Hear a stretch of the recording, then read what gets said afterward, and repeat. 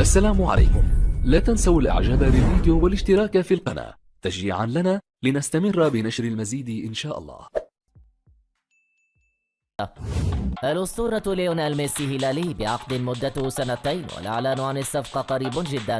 يتمسك مسؤولو نادي الهلال السعودي برئاسة فهد بن نافل بالتعاقد مع الأرجنتيني ليونيل ميسي لاعب باريس سان جيرمان الفرنسي خلال فترة الانتقالات الصيفية المقبلة. وبحسب التقارير فإن مسؤولي من نادي الهلال سوف يجتمعون الأسبوع المقبل مع ممثل الأرجنتيني ليونيل ميسي في العاصمة الفرنسية باريس من أجل التفاوض على قدومه لصفوف الفريق الأزرق خلال الموسم المقبل.